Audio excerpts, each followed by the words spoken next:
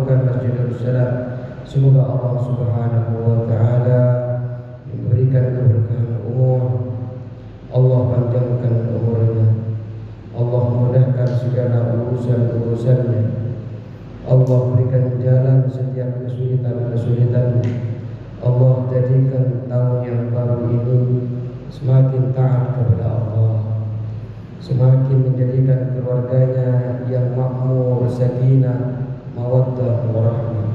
Anak-anaknya, istrinya dijadikan anak-anak yang saleh dan salehah, dijadikan istri yang salehah, yang taat kepada Allah dan Rasulnya, yang taat kepada agama. Dan ketika Allah panggil kita, ilmu-ilmu yang kita pelajari menjadi saksi kelak yaumul qiyamah bahwa kita termasuk orang-orang yang saleh. Al-Fatihah. A'udzu billahi minasyaitonir rajim. Bismillahirrahmanirrahim. Alhamdulillahi rabbil alamin. Ar-Rahmanir Rahim. Maliki yaumiddin. Iyyaka na'budu wa iyyaka nasta'in. Ihdinas siratal mustaqim, siratal ladzina an'amta 'alaihim ghairil maghdubi 'alaihim waladdallin. Amin. Assalamualaikum warahmatullahi ta'ala wabarakatuh. Bismillahirrahmanirrahim. Alhamdulillahi rabbil alamin. Wassalatu wassalamu ala asrafil anbiya'i wal mursalin, sayyidina wa habibina wa syafi'ina wa maulana Muhammadin wa ala alihi wa sahbihi ajma'in. Rabbana la ilma lana illa ma 'allamtana innaka antal alimul hakim. Rabbi shrah li sadri wa yassir li amri wahlul 'uqdatam min lisani yafqahu qawli.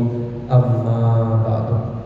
Para jemaah yang dirahmati Allah Subhanahu wa Ta'ala, Ketua DKM Masjid Darussalam, RT-RT, pengurus-pengurus, mana ketuanya? Tadi ada. Oh, lagi rapat.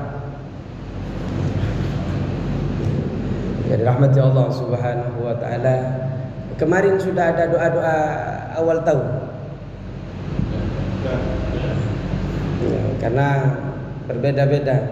Kalau di NU itu malam ini awal tahunnya. Nah, malam ini adalah awal tahun. Yang kemarin doa awal tahun, ya alhamdulillah. Kita Ayo kita doa bareng-bareng ya. Bismillahirrahmanirrahim.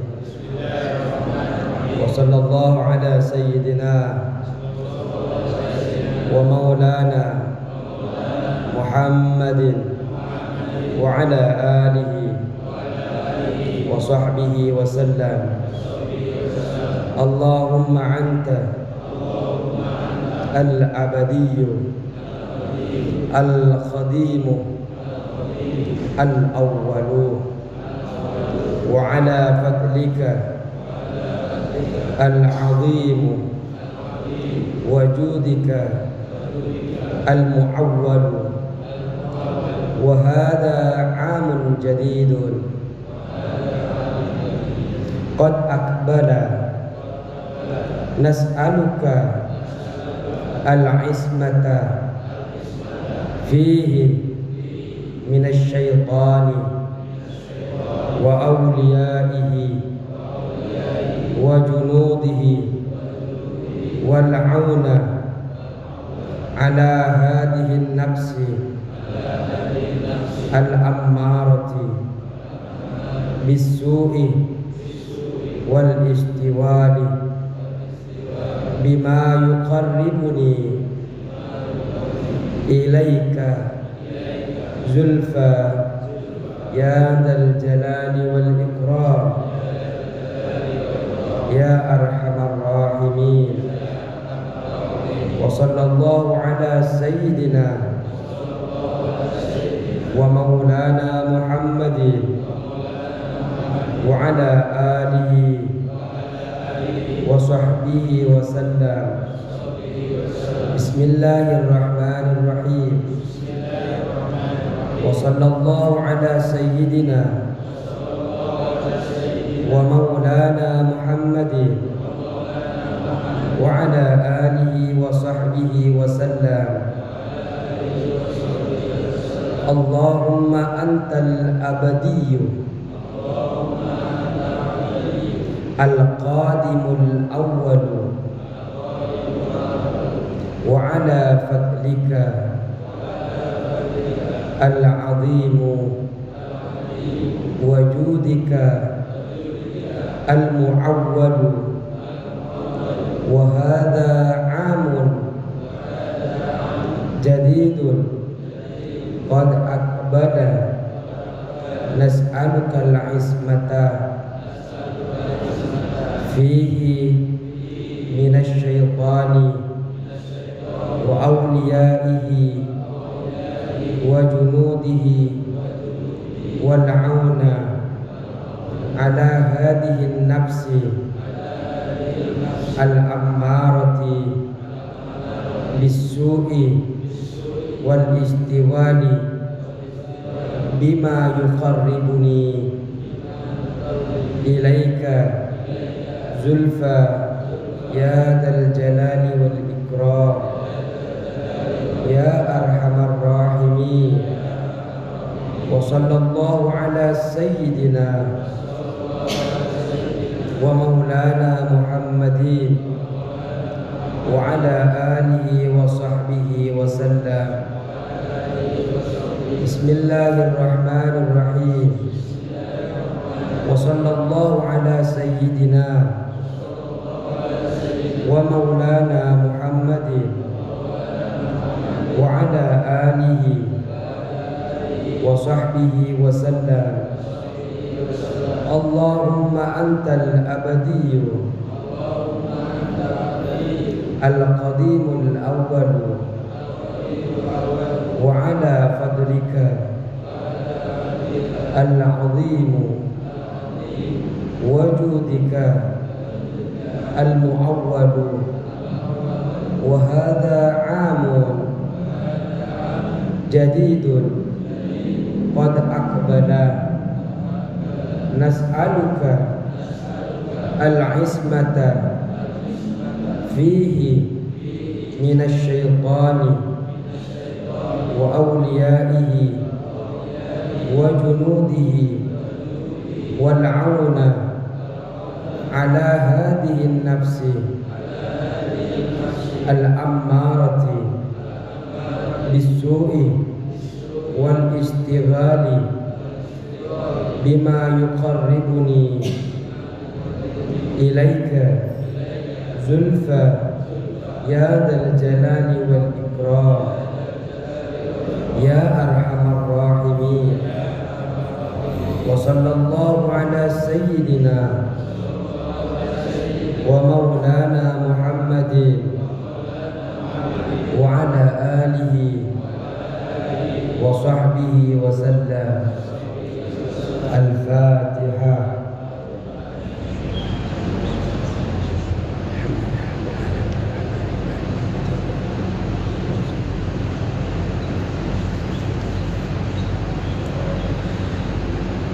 Bismillahirrahmanirrahim. Qala musannif rahimahullahu ta'ala wa nafa'ana bi'ulumihi wa amadana bi'asrarihi wa bikum fid dharain amin. Faslun wa salatul jamaah. Kemarin kita sudah mempelajari tentang sholat berjamaah merupakan sunnatun muakkadatun. Sholat jamaah hukumnya sunnah muakkad. Tapi di dalam karangan kitabnya Al-Imam Nawawi bukan sunnah muakkad, tapi hukumnya adalah fardu kifayah. Jadi di sini di dalam kitab ini ada dua pendapat. Pendapat pertama adalah sunnah muakkad. Pendapat kedua adalah fardu kifayah. Apa bedanya sunnah muakkad dengan fardu kifayah? Kita tadi sholat maghrib sholat berjamaah. Kalau mengikuti Al-Imam Rafi mengatakan itu adalah sunnah muakkad, sunnahnya yang sangat kuat, sehingga disebut dengan sunnah sangat sunnah. Tapi kalau mengikuti Imam Nawawi mengatakan adalah fardu kifayah. Dosa hukumnya apabila seluruh blok tidak ada yang melaksanakan sholat berjamaah. Tapi kalau ada salah satu dari panjenengan sholat berjamaah di masjid ini, gagal hilang dosa itu karena sudah ada yang mewakili yang sudah melaksanakan sholat berjamaah. Makmum juga kemarin kita disebutkan wajib hukumnya makmum mengucapkan niat menjadi makmum, sedangkan imam hanya disunahkan munculkan imamnya. Saya niat menjadi imam. Hukumnya imamnya itu sunnah. Kalau makmumnya wajib. Ketika makmum tidak mengucapkan makmuman, maka sholatnya tidak menjadi sholat berjamaah. Tapi kalau imam tidak mengucapkan, sholatnya makmum tetap sah. Cuma yang imam ini tidak mendapatkan fadilah daripada sholat berjamaah.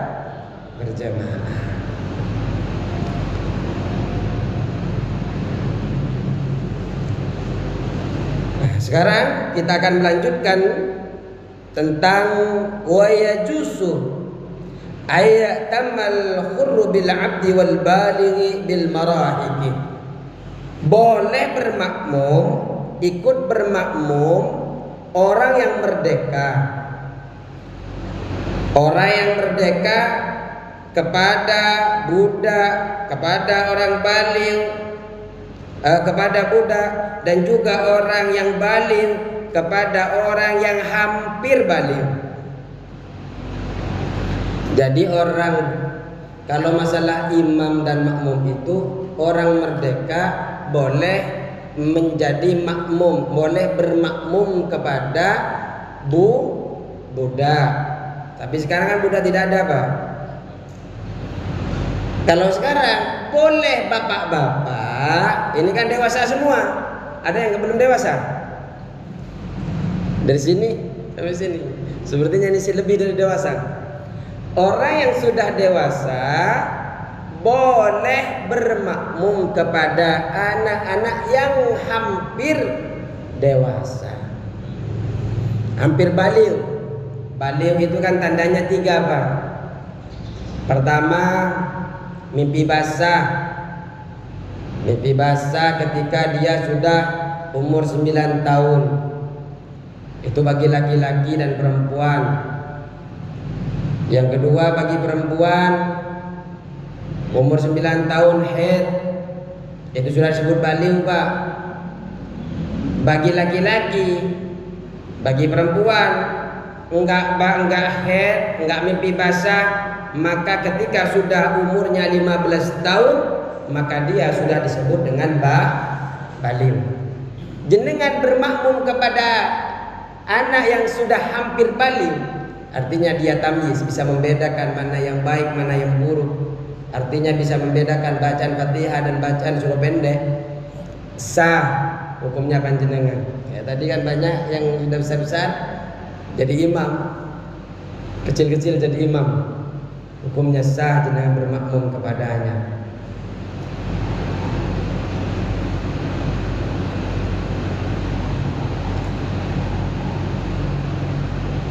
Amma sabiyu ghairul mumayyiz fala yasihul al-ittida'u bihi. Kalau anak kecil yang tidak bisa membedakan, yang tidak tamyiz, tidak bisa membedakan antara uang 10.000 sama 20.000, antara barat dan timur, selatan utara, nggak bisa bedakan, nggak sah jenengan bermakmum kepadanya. Kenapa? Karena belum tamyiz.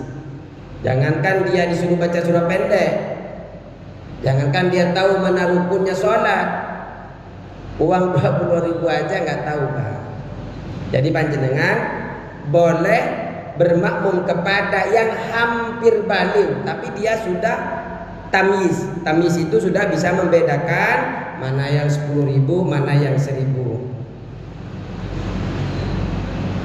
Wala tasihu qadwatu rajulin bimra'atin. Tidak sah hukumnya mengikutinya seorang laki-laki, bermakmumnya seorang laki-laki kepada perempuan. Laki-laki tidak sah apabila bermakmum kepada perempuan. Ini Imam Syafi'i. Takut ada di luar sana mengucapkan boleh bermakmum kepada perempuan, berarti bukan Imam Syafi'i. Kita karena Imam Syafi'i tidak sah hukumnya mengikuti imam, sosok imamnya adalah perempuan. Banyak mudaratnya, Pak. Dan juga wala bihunsa muskilin, dan juga tidak sah hukumnya laki-laki bermakmum kepada kunsa, itu banci yang memiliki 2 kelamin, Pak. Ya, sampai sekarang belum ketemu saya yang punya 2 kelamin itu. 2 kelamin itu sama-sama aktif. Ada farji'nya, ada dzakarnya, ada farji'nya.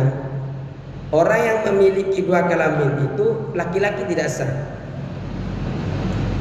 ketika bermakmum kepada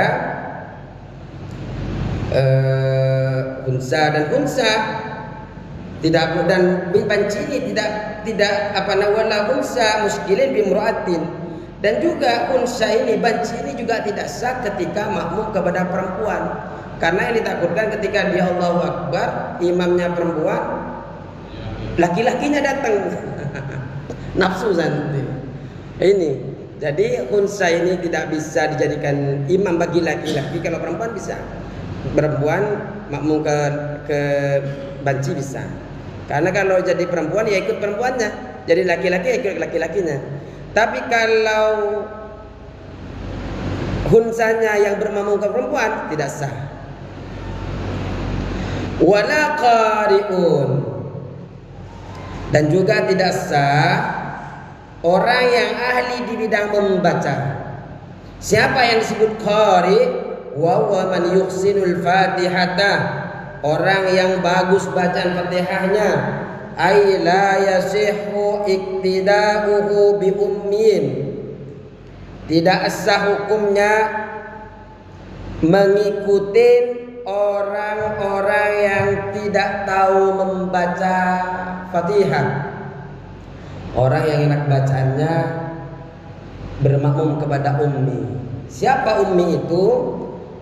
Man yukhillu biharfin aw tasdidatin minal Fatihah, yang merusak huruf-hurufnya dan merusak tasdid-tasdidnya di dalam Fatihah. Tidak sah, Pak. Dengan fasih, Fatihahnya fasih. Ternyata yang sholat di depan seharusnya baca iyyaka jadi iyyaka. Berarti dah hilang tasdid.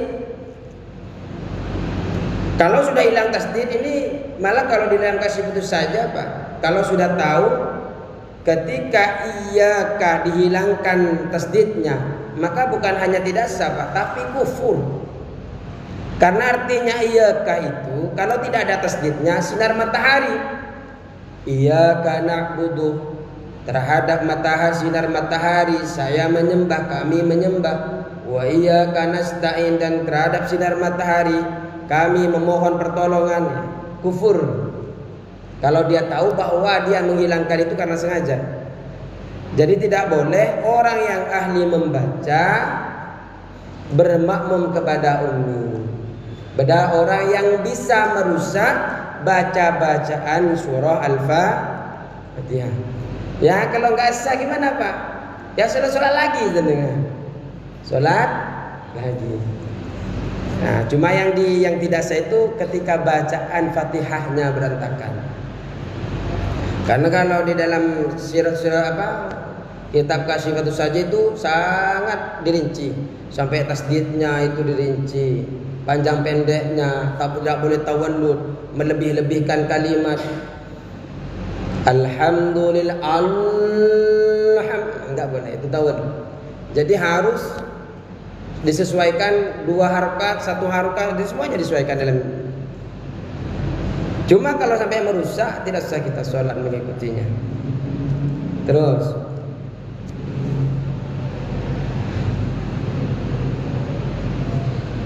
summa asara al-musannifu li syurutil qudwati biqawlihi wa ayyu mawdi'in shalla fil masjidi bi sholatil imami fihi. Adapun di tempat mana saja makmum sholat dengan sholatnya imam fihi di dalam masjid, wa huwa ay al-makmumu alimun bi sholatihi. Makmum tersebut harus mengetahui sholatnya imam. Ay bi musyahadatin, yaitu menyaksikan imam itu. Waktu rukuk disaksikan, waktu sujud ya disaksikan. Au bi musyahadati ba'di shaffin, atau menyaksikan sebagian shaf, ajza'ahu, maka mencukupi. Kafahu dzalika fi sihhatil iqtida'i bihi, maka dia itu sudah mencukupi syarat mengikuti imam, walaupun hanya melihat sebagian shaf.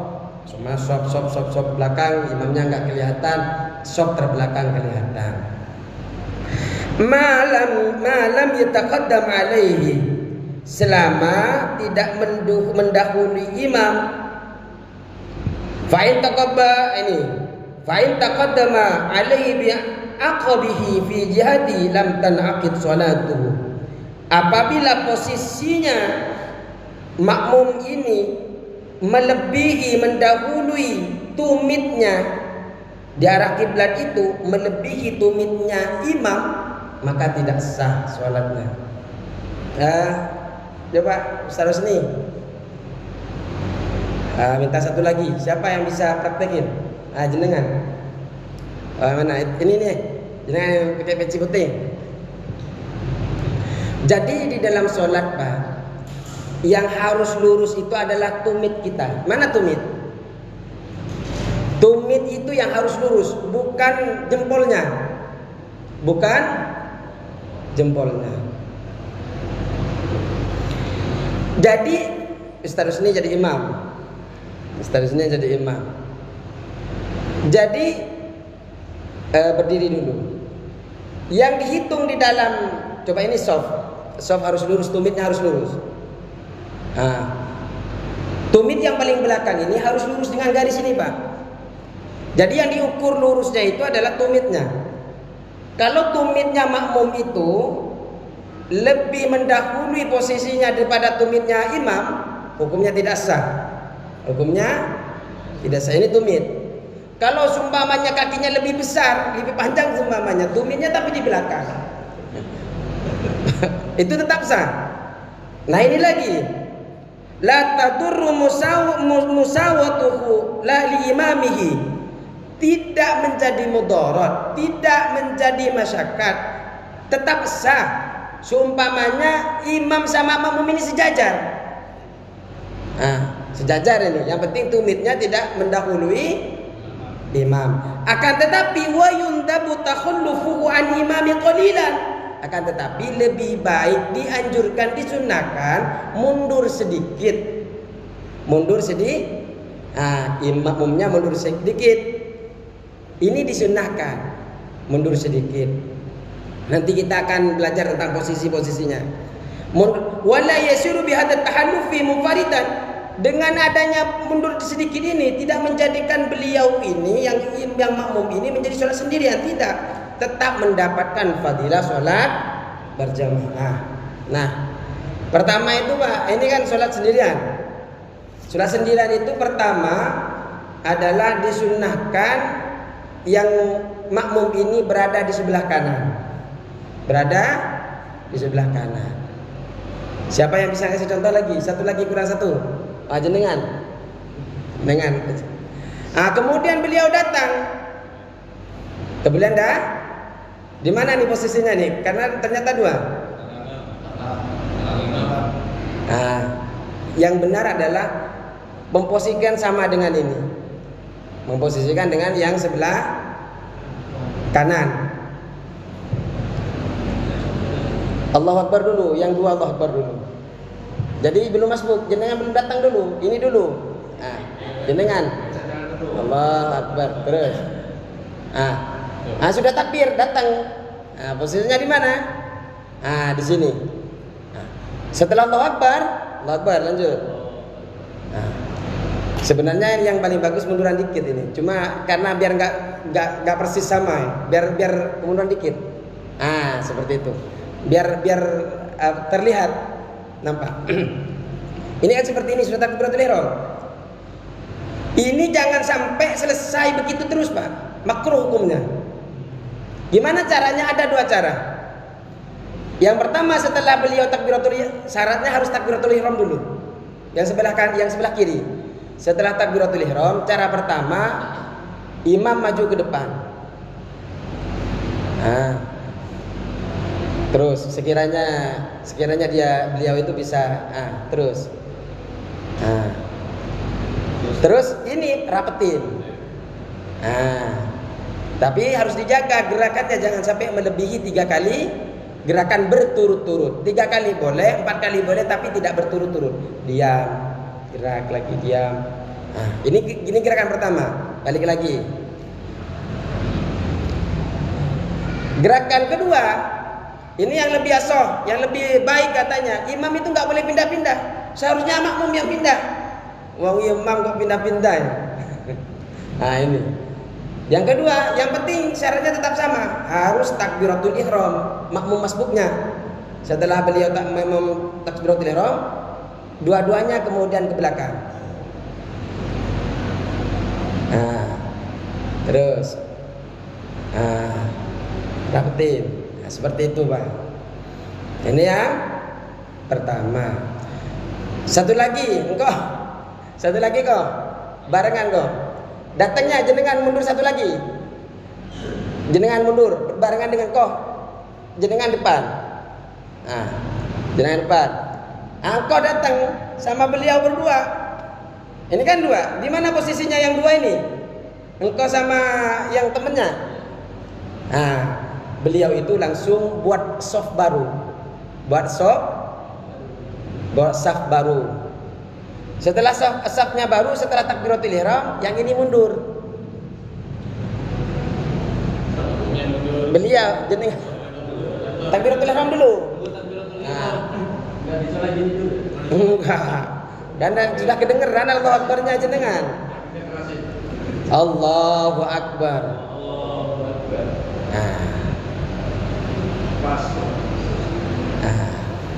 Ini kalau seumpamanya ini kan dewasa. Kalau seumpamanya engkau bawa anak kecil seumpamanya, bawa anak kecil. Kalau bawa anak kecil posisinya bukan seperti ini, sama kayak tadi. Jadi di pinggir belakangnya imam sedikit, di kanan imam sedikit. Seperti itu. Ini bisa dipahami?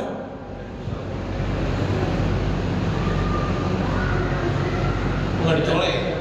Oh enggak, kan udah dengeran. Ya kalau sudah begitu belum paham, kalau Rasulullah itu kan waktu sahabat sholat di belakangnya ada sumpamanya ada imam tadi Ustaz Susni, terus beliau yang makmum itu ada sebelah kiri, ini jangan dibiarkan sampai selesai. Imam ngambil sebelah kanan tangannya, kalau enggak ke kiri, kalau enggak ke kanan, ambil, tarik ke belakang. Setelah itu jangan sampai begini Pak, tarik dulu sebelakang. Nah setelah itu tarik lagi. Coba satu orang dulu di sebelah kanan, sebelah kiri. Nah setelah sini, yo Allahu Akbar. Ternyata beliau ini kan sholat, ternyata ada masbuk, nggak ada apa-apa, tahu-tahu sholat sebelah kiri. Nah caranya gimana cara mindahinnya? Pakai sebelah kiri, tarik. Nah, jangan terlalu ke bawah. Tarik. Nah, setelah ke belakang, dalam terus sebelah kanan, tarik lagi. Makmumnya harus paham. Entar mau sholat ya. Terus tarik lagi ke sini sampai posisinya sebelah sebelah kanan. Kalau seumpamanya tetap seperti tadi gimana? Tidak, tetap sah sholat jamaahnya, cuma makruh. Dipersilakan. Terima kasih Bapak-bapak, semoga berkah. Luar biasa.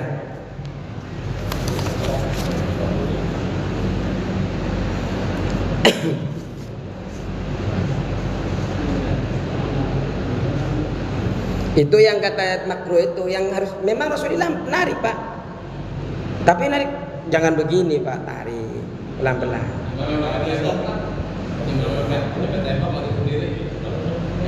Nah, ya beda. Ya imamnya.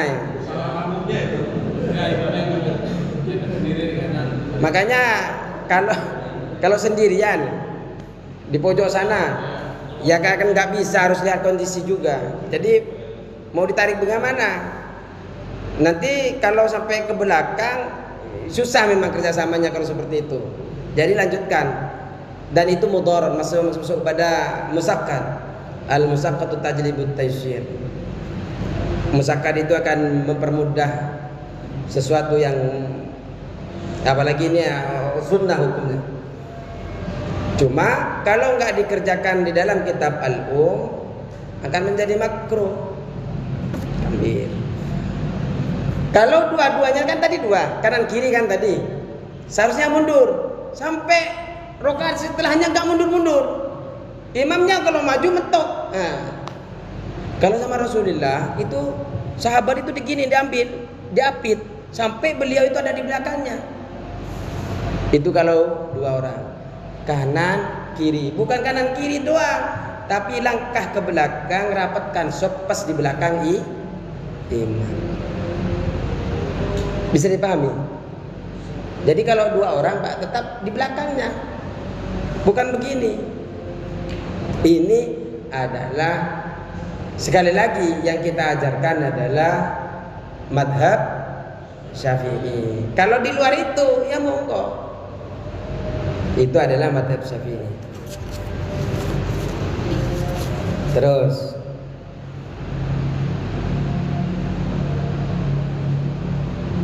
wa in shallal imamu fil masjid, dan jika imam itu sholat di masjid, wal ma'mumu kharijal masjid hala qauni qariban minhu, sholatnya imam di dalam masjid, makmumnya di luar masjid, ay al imami bi alam tazid masyafatun ma bainahuma ala salasa mi'ati dira'in taqriban. Kalau antara imam dan makmumnya, kalau tadi kan harus melihat imam itu karena di dalam posisinya di dalam masjid, atau makmumnya itu melihat sebagian shaf daripada imam. Kalau sekarang imamnya di dalam masjid, makmumnya di luar masjid, itu di antara imam dan makmum itu tidak boleh lebih kira-kira 300 dirham. 300 dirham, satu dirham ini segini Pak, segini sampai ke sini. Ini satu dirham, ini 300. Ya dari sini sampai kemana nggak tahu 300 itu. Tapi kalau dikonversi sekitar, ada yang mengatakan sekitar 44 meter, sekitar 150 meter, sekitar 184 meter. Dari sini kemana kalau 180 lah yang terjauh? Itu 1 kilo ya. Satu.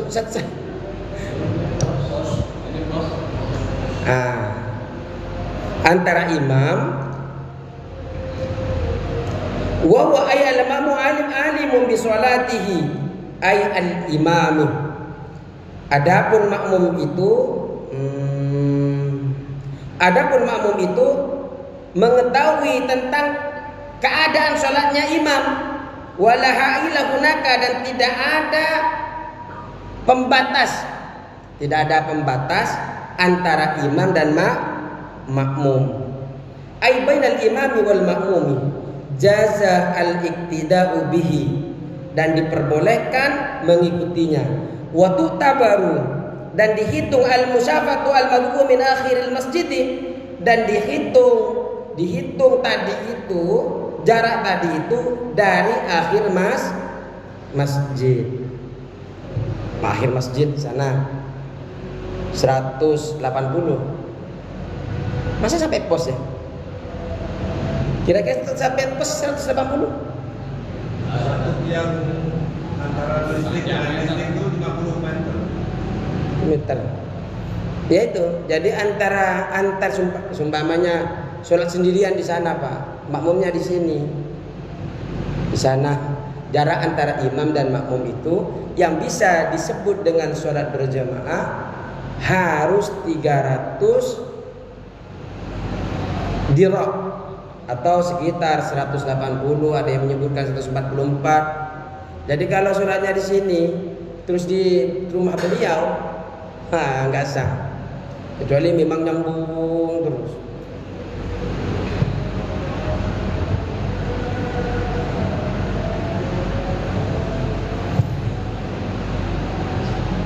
Wa in kana al-imam wal ma'mum fi ghairil masjid, dan jika imam dan makmum itu di lain masjid, imma fadha'an di halaman masjid au binaan di bangunan, fasyartu alla yazida ma bainakuma ala salasami'atin dira'in wa alla yakuna bainakuma hailun.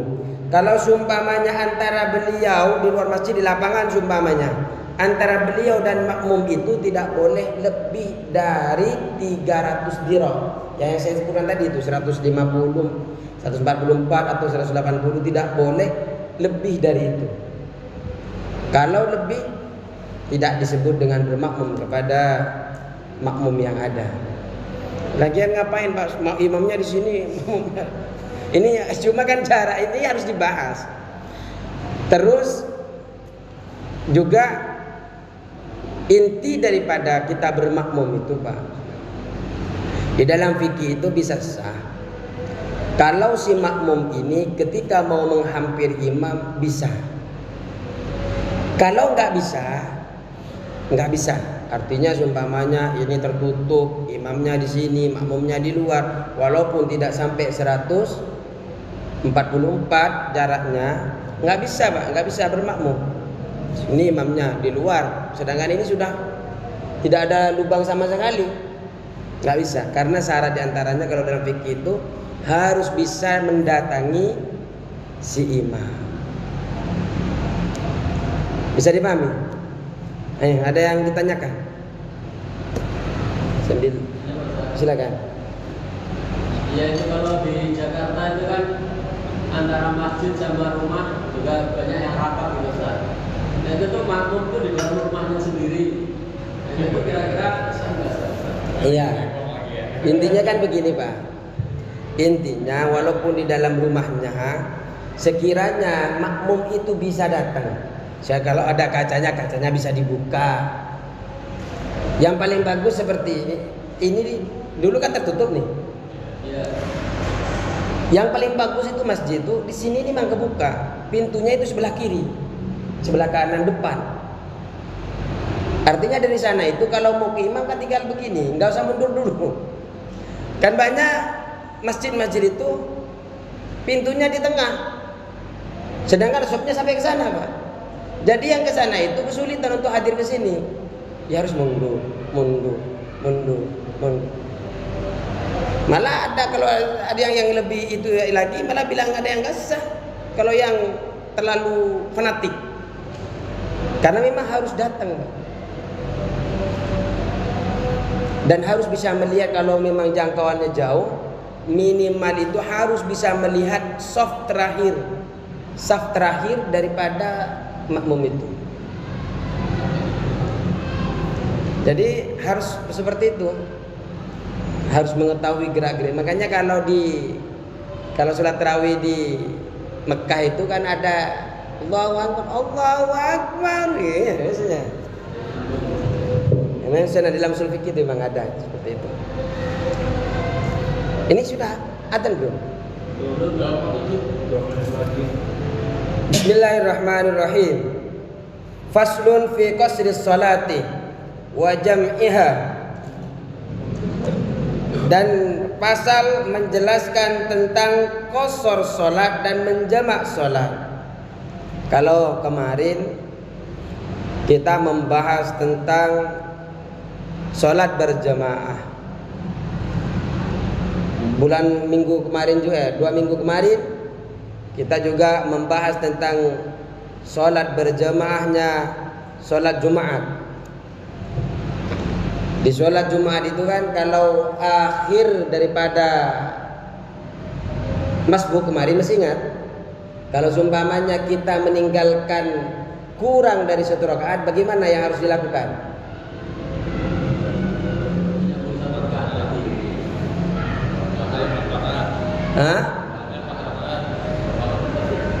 Lengkapi sampai 4 rakaat.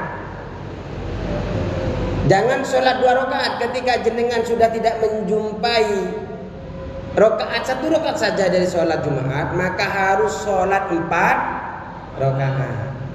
Yang disebut dalam fikih itu nawa wala sholla wala nawa. Niat tapi tidak sholat, sholat tapi tidak niat. Niatnya sholat Jumat, tapi sholatnya sholat duhur. Kenapa? Karena tidak menjumpai 1 rakaat. Terus ada Pak syarat daripada berkhutbah atau mengikuti. Ya di antaranya adalah makmum itu tidak menyangka sangat kuat bahwa makmumnya itu batal. Makmumnya adalah batal dalam sholat. Contoh, ini menyangka yang sangat kuat. Contoh, lagi sholat imamnya itu megang alat kelaminnya, Pak. Kalau kita batal nggak, Pak? Megang alat kelaminnya batal nggak? Batal. Tapi kalau Imam Abu Hanifah megang kelaminnya nggak batal, Pak. Karena ketika Rasulullah ditanya, Rasulullah menjawab, itu kan hanya daging, itu kan termasuk daging kecil dari dirimu, jadi tidak apa-apa megangnya. Sehingga ulama menyebabkan itu tidak batal. Tapi kalau Imam Syafi'i batal, Pak. Sehingga panjenengan ketika mengatakan itu tidak, ketika lihat, wah ini kayaknya orang ini batal megang alat kelaminnya, maka jenengan itu tidak sah, Pak. Kalau sudah berkeyakinan makmumnya batal. Makanya jangan sampai ketika wah ini kayaknya sholatnya nggak boleh begitu, jadi ikutin saja. Tapi kalau jenengan berkeyakinan, kadang kan ada madhab yang berbeda-beda. Wah dia sholatnya begini nanti ini kayaknya tidak sah. Kalau sudah bilang tidak sah, jangan bermakmum, Pak. Kalau jenengan langsung ikut Allahu Akbar, nggak usah mikirin apa-apa, ikutin saja. Tapi nggak sah ini kayak nanti begini. Jadi karena ada imam, kadang imam satu lain dengan yang lain, satu dengan yang lain itu beda-beda kadang, Pak. Ya tadi itu Imam Syafi'i kita megang alat kelamin itu batal, Pak. Sedangkan Abu Hanifah tidak, dan sebagian pendapat Imam Malik. Terus juga syaratnya diantaranya imam, yang diantara syarat kita sahnya bermakmum dalam kitab Kasyifatus saja, imam bukanlah musolli yang tengah menjadi makmum. Kalau jenengan nih ada imam tadi kan Ustaz Rusni, satunya ada makmum. Tahu-tahu jenengan datang bermakmum ke ini, bermakmum kepada yang sudah menjadi makmum. Itu tidak sah. Bagaimana kalau tidak sah? Ulang lagi. Sholatnya ulang lagi. Atau begini, jenengan datang. Tadi kan dua-duanya sejajar. Hampir sama tadi depan awal-awal kan. Jenengan bingung nih. Mau sholat ke siapa ini? Mana jadi imam, mana ini sama. Posisinya sah. Makanya memang lebih bagus mundur dikit lah. Biar tahu yang mananya imam, yang mana itu tujuannya. Terus sholat. Ternyata panjenengan itu ketika sholat itu sudah tidak sah. Tapi kalau jenengan paksakan, ternyata yang makmumnya yang benar-benar jenengan ikutin adalah dia, tidak usah ngulang. Tapi kalau salah harus ngulang. Itu diantaranya.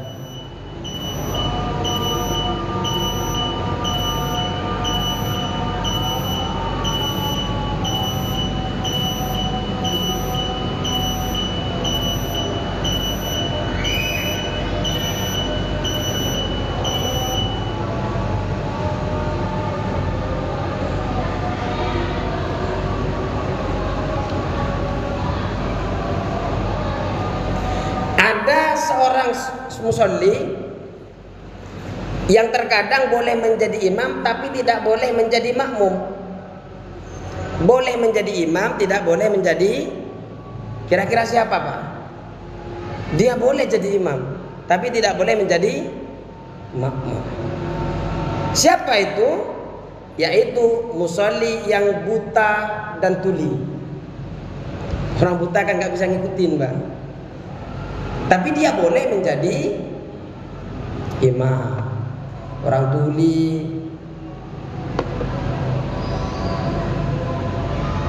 tapi sah-sah saja kalau mau jadi makmum. Cuma di dalam kitab Kasyifatus saja, di dalam faidah itu Imam Asnawi mengatakan kalau masih ada, kalau bisa dijadikan imam saja. Dijadikan imam karena kita biar afdal mengikutinya. Tapi kalau beliau yang ngikutin kita sudah 3 rakaat, apalagi yang tuli. Tuli, buta. Ya kalau hanya tuli kan bisa ngelihat Pak. Tuli sama buta. Kita Allahu Akbar, dia masih berdiri Pak. Tapi kalau dia buta tuli, tapi dia kan dia ada Pak yang buta tuli itu yang baru-baru, tidak mulai kecil. Dia sudah hafal sholat, dia sudah pintar surah-surah. Tahu-tahu setelah tua dia tuli, dia buta, tapi tetap bisa sholat. Hanya pakai isyarat. Nah itu dijadikan imam saja. Jangan jadikan makmum. Kalau makmum, jenengan sudah assalamualaikum dia masih berdiri Pak. Kenapa? Karena tuli, nggak bisa lihat. Ya. Tapi insyaallah di sini tidak ada. Kalau ada ini kasus per kasus. Baik, kita tutup. Ada yang perlu didiskusikan? Tidak ada? Tidak ada ya? Baik, semoga awal tahun ini menjadi awal tahun yang berkah. InsyaAllah kita pertemuan yang akan datang, kita akan membahas tentang qashar dan jamaah sholat. Ada perbedaan nanti antara jamaah dan qashar itu. Dan semoga Allah Subhanahu wa taala kesulitan-kesulitan yang tahun kemarin Allah berikan kemudahan. Sebagaimana di antara awal permulaan menetapkan kalender Islam itu adalah Hijriyah. Artinya dulu Islam itu sulit, dulu Islam itu tindas. Pada saat hijrahnya Rasulullah SAW, Islam menuju kemenangan. Semoga awal tahun ini merupakan perubahan yang luar biasa kepada panjenengan. Yang asalnya biasa-biasa Allah angkat panjenengan derajat dunia akhiratnya. Yang sudah diangkat dunia akhiratnya derajat jenengan anak-anaknya Allah angkat-angkat semuanya. Semua ketika ada masalah-masalah Allah berikan jalan keluar. Amin ya rabbal. Wallahul muwaffiq ila aqwamit thoriq. Assalamualaikum warahmatullahi wabarakatuh.